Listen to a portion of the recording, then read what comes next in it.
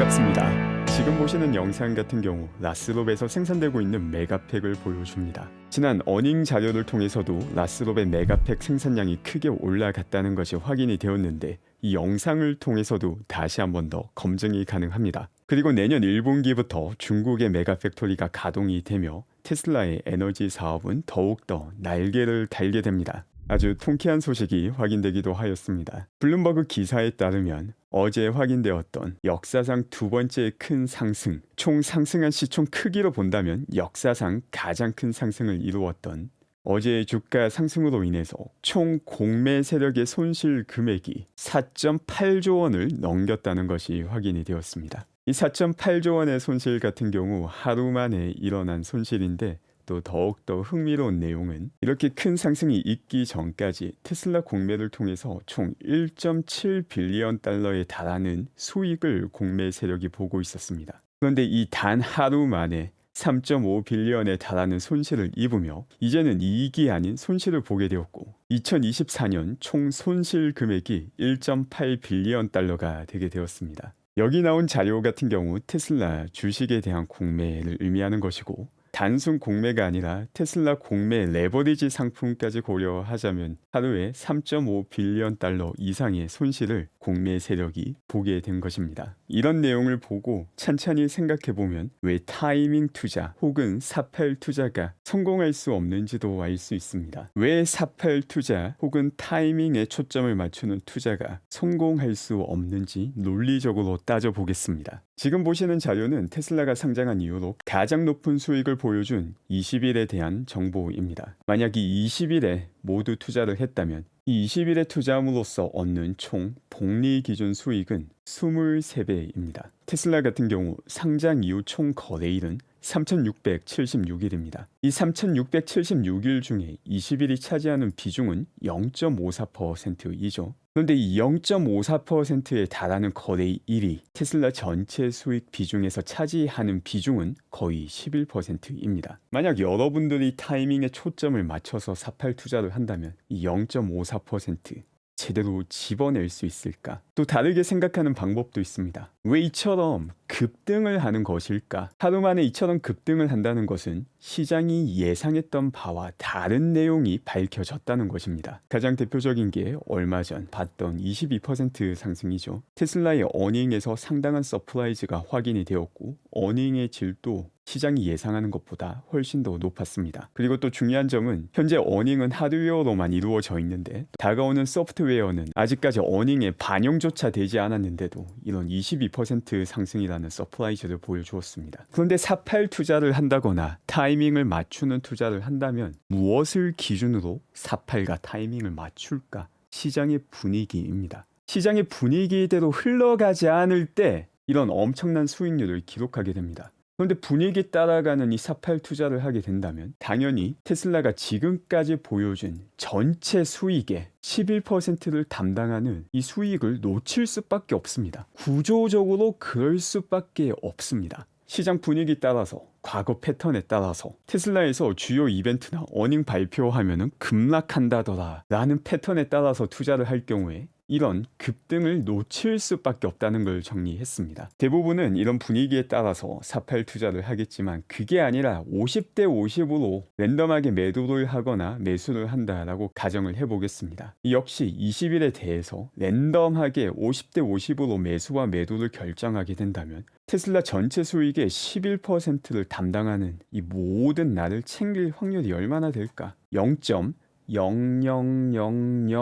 0.00009.5%입니다. 이거 하실 수 있을 것 같습니까? 당연히 불가능합니다. 그렇기 때문에 타이밍에 맞춘 투자 혹은 50대 50 사팔 투자 모두 다 성공할 수가 없는 것입니다. 지금 이 이야기가 마치 테슬라의 어닝이 잘 나왔기 때문에 이번에만 적용이 되는 거 아니냐라고 생각하실 수도 있습니다. 조금 더 길게 보면 어떻게 될까? 펀더멘털을 보고 투자한 사람들은 22달러에서도 샀을 것이고 2달러에도 샀을 것입니다. 이번 테슬라 주가 대상승이 기쁜 이유는 이렇게 큰 폭으로 올랐다라는 점도 있지만 과거 100불 때에도 샀고 200불 때에도 샀고 300불 때에도 샀는데 이렇게 100불 때에 샀던 주가가 가장 큰 수익을 보여주고 있기 때문이기도 합니다. 조금 더 시간이 지나면 100불대에서 샀던 테슬라 주식이나 300불대에서 샀던 테슬라 주식이나 과거 2불에서 샀던 테슬라 주식과 10불에서 샀던 테슬라 주식을 보는 것과 같이 변하게 됩니다. 이때가 FSD가 본격적으로 어닝에 영향을 미치기 시작하는 시간이 되는 것이죠.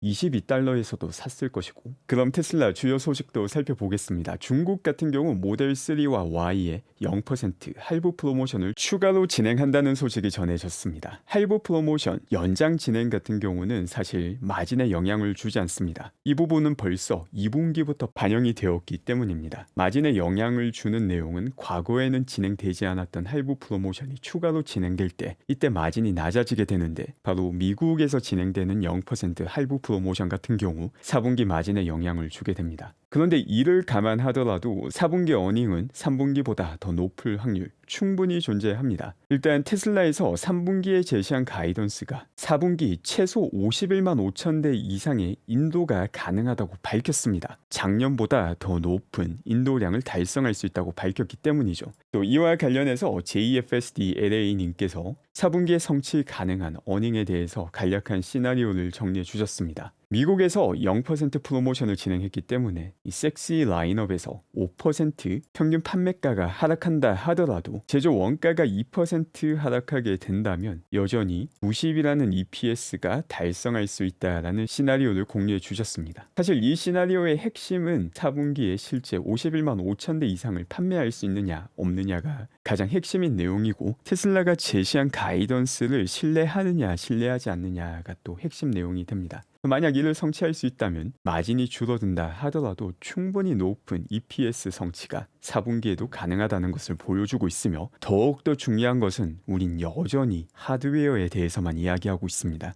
본격적으로 FSD가 시작되는 순간 과거 테슬라가 보여주었던 10배 점프 다시 한 번 더 발생하는 게 결코 불가능한 일이 아닙니다. 그리고 조태금 아이어 씨께서도 아주 흥미로운 사진을 공유해 주셨습니다. 테슬라 어닝에 따르면 2025년 상반기부터 신규 모델 생산을 시작한다고 밝혔습니다. 그리고 이 생산을 시작하기 위해서는 또 추가 설비가 필요한데, 이 추가 설비를 기가 텍사스 안에서 설치하기 위한 준비가 목격이 되었습니다. 테슬라 어닝 자료의 신뢰도가 높다는 걸 다시 볼 수 있는 사진입니다. 또한 테슬라 차량 엔지니어 부사장인 라스 씨께서도 흥미로운 내용을 공유해 주셨습니다. 테슬라 셈이 대규모 판매가 곧 시작이 될 것이다 라고 밝혔습니다. 이 또한 어닝콜에서 확인할 수 있었던 내용입니다. 이 글 같은 경우 제가 X에 공유했던 글인데 여기 오타가 하나 있습니다. 2026년 상반기부터 본격 생산이 시작이 되고 2025년 하반기부터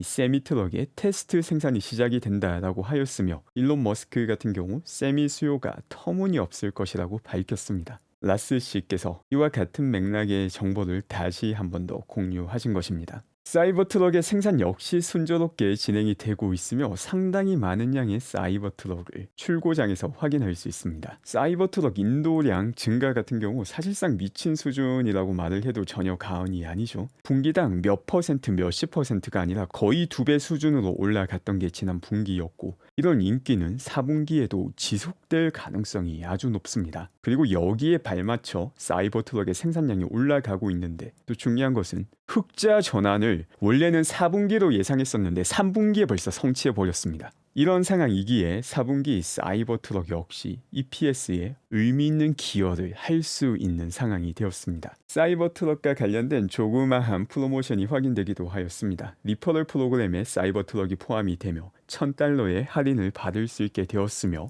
캐나다 같은 경우 원래는 10월부터 사이버트럭 인도가 예정이 되어 있었는데 11월과 12월에 본격적으로 사이버트럭이 인도가 시작이 되게 됩니다. 캐나다 같은 경우도 그동안 밀려있던 사이버트럭에 대한 수요가 본격적으로 인도가 되는 것이기 때문에 4분기 캐나다에서도 의미 있는 사이버트럭 구매가 확인이 될 예정입니다. 미래 테슬라의 가치의 핵심적인 부분을 담당할 FSD와 관련된 내용도 보겠습니다. 일론 머스크 같은 경우 FSD 성능 1000배 향상을 이야기했는데 이게 왜 가능한지, 관련된 내용을 아주 보기 좋게 정리한 자료입니다. 테슬라 FSD 같은 경우 주요 버전이 업데이트될 때마다 작게는 3배에서 많게는 10배씩 운전자 개입에 필요한 거리가 증가하고 있습니다. 이 둘만 본다 하더라도 벌써 30배가 됩니다. 그런데 그 이전에 개선된 것까지 고려하면은 2024년도에만 벌써 100배의 개선이 이루어지게 되었습니다. 그런데 버전 13이 나오게 된다면 여기서 다시 5배에서 6배의 개선이 예정이 되어 있는데, 버전 13 같은 경우 최종적으로 완성된 콜텍스가 아니라 조기 가동하고 있는 콜텍스를 활용해서 만들어지게 됩니다. 콜텍스가 완성되고 난 다음에 다시 한 번 더 버전이 업데이트 된다면 과거와 같은 10배 개선도 가능한데, 낮게 생각해서 5배, 6배만 본다 하더라도 올해 초와 비교해서 1000배의 개선이 되는 것입니다. 소프트웨어의 성능 향상 속도가 우리가 일반적으로 생각하는 이 물리 세계에서 성취 가능한 성장 속도와는 좀 차원이 많이 다르죠. 사이버트럭 인도량이 한 분기 만에 2배가 올랐다라고 해도 정말 믿기 힘든 성과인데, 소프트웨어 세상에서는 일론 머스크가 이끄는 능력 있는 엔지니어들과 함께 한다면 연간 100배 혹은 1000배 성능 성장이 가능하다는 것을 볼 수 있습니다. 이런 소프트웨어 성능 성장의 밑바탕이 되는 게 AI 인프라이기도 하며, 그 AI 인프라의 주요 역할을 하는 게 바로 이 쿨링 공장입니다. 쿨링 공장 같은 경우 상당 부분 완공이 되어서 조만간 완공되는 콜텍스와 함께 본격적인 한 차원 더 높은 AI 모델이 나오게 된다는 걸 확인할 수 있습니다. 이처럼 테슬라 FSD 성능이 가파르게 오르고 있다 보니까 테슬라는 무료 체험판을 공격적으로 활용하고 있습니다. 얼마 전 무료 FSD 30일 체험판을 제공하기도 하였는데, 이 체험판이 완료가 되지 않은 상태에서 다시금 무료로 FSD를 30일 활용할 수 있게 체험판을 다시 배포하였습니다. 그래서 만약 남아있던 기간이 25일 남아있었다면 다시금 30일 동안 활용할 수 있는 것입니다. 이게 보여주는 것은 최대한 많은 사람들에게 FSD가 이만큼 좋아졌으니 꼭 사용해봐라 라는 메시지를 던짐과 동시에 이제는 한번 사용해보면 수동 운전으로 돌아갈 수 없다는 자신감을 내비치는 행보이기도 합니다. 지금까지 FSD 가격을 보면은 조금씩 내려갔었는데, 버전 13 혹은 버전 14부터는 오히려 FSD 가격은 올라가게 될 가능성이 아주 높은 상황입니다. 이 또한 6개월에서 1년 정도 지나고 난 다음에 다시 살펴보면 흥미로운 내용이 될 것입니다. 그리고 FSD 버전 12.5.6.1이 배포가 되고 있습니다. 아주 빠르게 FSD가 발전하고 있음을 볼 수 있으며, 이번 버전 같은 경우 하드웨어 3를 가진 차량에는 배포가 되고 있지 않으며 하드웨어 4 차량에 먼저 배포가 되고, 어닝콜에서 밝혔다시피 하드웨어 4 모델을 다시 압축시켜서 이후에 하드웨어 3로 배포가 될 것으로 보입니다. 그 밖에 일론 머스크의 아메리카 팩 타운홀 연설 중 흥미로운 내용 일부를 보겠습니다. A friend of mine went to vote in Palo Alto in California because he was like, is this real or not? And he like tried to show his ID and it was like presenting a cross to a vampire. Like they're like, no, put the ID away. Like they literally they weren't allowed to look at his ID even if he wanted to show it to them. That is the extent of the madness. This is a real thing in California right now. And if the Dems win nationally, they'll do it nationwide. Obviously, that's what's going to happen. And there will be no democracy. 이게 참 믿기 힘들지만 이게 미국에서 벌어지고 있는 것입니다. 신분증을 보여주고 싶어도 못 보여주게 하는 게 캘리포니아입니다. 말 그대로 강기이고 실제 일어나고 있는 일이다라는 걸 일론 머스크가 강조하고 있습니다. 코스코만 들어가려고 해도 요즘 멤버십 카드 검사를 엄청 철저하게 하고 있는데, 어떻게 대선 투표에서 신분증을 보여주는 게 금기시 되고 있는 거, 상식을 벗어나도 아주 벗어났습니다. 이렇게 상식을 벗어난 내용이지만 모두가 알아야 되는 내용인데 대부분의 미디어가 제 역할을 하고 있지 못하죠. 그러다 보니 아주 흥미로운 일이 발생하고 있습니다. 역시 정치권의 하수인이 된 미디어에서 일론 머스크와 일론 머스크의 기업을 어처구니 없는 이유로 공격하고 있습니다. 어떤 형태로 공격하는지 월스트리트저널 기사를 보며 살펴보겠습니다. 일론 머스크가 블라디미르 푸틴과 비밀 대화를 나누었다. 어제 나온 기사입니다. 특히 대선을 앞두고 너무나도 편의한 기사가 나오는데 당연히 페이크 뉴스입니다. 과거에도 비슷한 페이크 뉴스, 일론 머스크를 공격하는 기사는 많이 나왔습니다. 지금 보시는 건 뉴욕타임즈에서 나온 기사입니다. 타이완에서는 일론 머스크 없이 스타링크 위성을 구축하고 있다라는 기사를 냈습니다. 말 같지도 않은 내용이며 당연히 사실이 아니었습니다. 왜 미디어에서 이런 어처구니 없는 헛소리를 하는지 앞서 일론 머스크의 연설을 통해서 알 수 있습니다. 상식에 어긋나는 내용이 미국에서 펼쳐지고 있다는 걸 모두가 알 수 있게 만들었기 때문에 이를 알리고 싶지 않은 세력에서 일론 머스크 죽이기가 진행이 되고 있는 것입니다. 스페이스X에서도 공식적으로 또 월스트리트 저널에서 스타링크와 관련된 헛소리 기사가 오늘 올라왔는데 사실관계가 잘못되었음을 적극적으로 알리고 있습니다. 일론 머스크의 X가 있기 때문에 이처럼 잘못된 기사가 나왔을 때 대처를 할 수 있는 것이죠. 과거였다면 일론이 X를 인수하지 않았다면 이런 해명을 한다 하더라도 검열 대상이 되었을 가능성 아주 높습니다. 또 미국 대선을 앞두고 혼란스러운 상황이 펼쳐지기도 하였습니다.